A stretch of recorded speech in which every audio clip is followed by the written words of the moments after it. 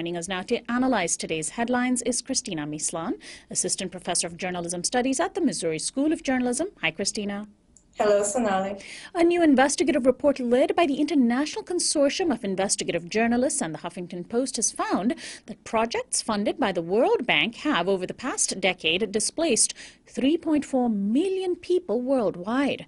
A conservation project in western Kenya, a gold mine in Peru, and a so-called villagization effort in Ethiopia are among the programs sponsored by the World Bank that have resulted in violent outcomes for ordinary people that include losing their homes.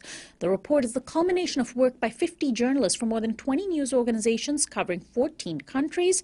It concluded, among other things, that the World Bank, quote, regularly failed to live up to its own policies for protecting people harmed by projects it finances.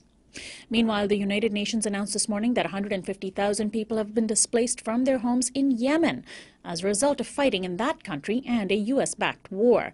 The number is about 50% higher than previously thought. The UN has asked for $275 million in international aid to help Yemenis, whose country is the poorest in the Arab world. Cristina, whether it's capitalism or war that displaces huge numbers of people, the end result seems to always be this violent result, to be wrenched from one's home, isn't it? Well, definitely, the displacement of people who are vulnerable to corporate and political structures is indeed a common theme. It's a global problem, as, for instance, we see it in the United States with the issue of gentrification. That's often a consequence.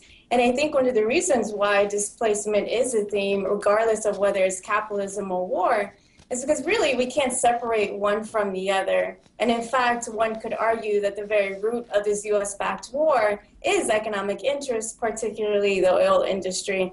And then if we look into the World Bank, we can also see that the kind of Western conceptions of capitalism are essential to the organization and its practices itself.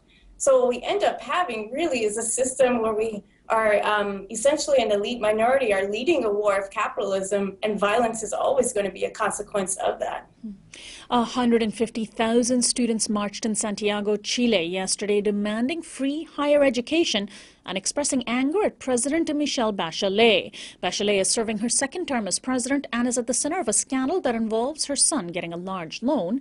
Students who marched are also upset about the involvement of right-wing politicians in a mining company called SQM that managed to avoid paying taxes. One high school-aged protester told press, "We need to protest against this caste of corrupt politicians and businessmen who are involved and who are not ruling for a majority. Instead, they're cooking up the reforms behind four walls." Chilean education is marked by access for the rich, a legacy of the Pinochet dictatorship. More than 130 students were arrested during yesterday's protests. Meanwhile, earlier this week, a former Chilean army officer has been ordered to stand trial in Florida in connection to the murder of famed Chilean singer Victor Jara, one of thousands of Chileans killed by the Pinochet regime. Well, Cristina, how important are these student protests? President Bachelet is not a right-wing politician, and yet Chilean students are holding her accountable. Exactly. And so the student protests are crucial for various reasons. And I think one of these reasons is that this conversation really shows us that there's a shift in what we call socialism today, right? Chile's socialism today is not the same socialism of Salvador Allende in the 1970s, which is unfortunately why the U.S.-backed coup in Chile in 1973, where Allende was assassinated. And so what we see is really we're fighting against a system that doesn't care about political ideologies. Political ideologies don't matter. What does matter and what continues to co-opt is the neoliberal economic order that we all live in. It's a system that incorporates all politics. So essentially we live in a world where political positions are less effective and really capital is the most important thing.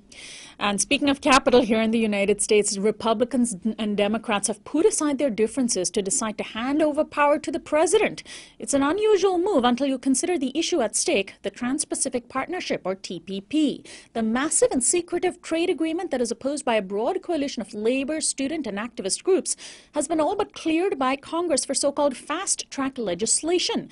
That means the president would have the authority to negotiate trade deals like the TPP and present them to Congress for only a yes or no vote without amendments. Republican Senator Orrin Hatch justified the move, saying, quote, "It's important for America. It's important for the world that we get this done." One of the few senators opposing fast track, Sherrod Brown, called it a complete abdication of our responsibilities. TPP is considered NAFTA on steroids. Organizations around the country are scrambling to urge their representatives to vote no on fast-track authority. They think TPP will make human rights, labor laws, and environmental standards subservient to corporate profits.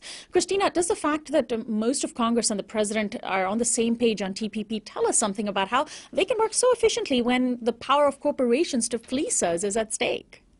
I think it tells us a lot. One of the themes that we're seeing this week, again, as you said, is the power of capital.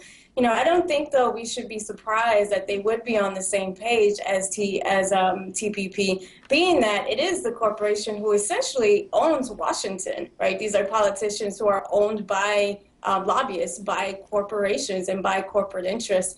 And so what this is just a reflective of the corporatist culture, the corporatist structure that we live in, borrowing from Naomi Klein's language, of course.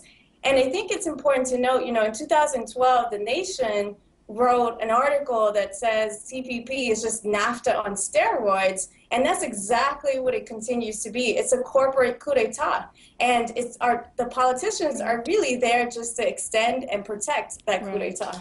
Cristina, thanks as always for joining us. We'll talk to you again next Friday. Thank you. Cristina Mislan is an assistant professor of journalism studies at the Missouri School of Journalism. We'll be right back.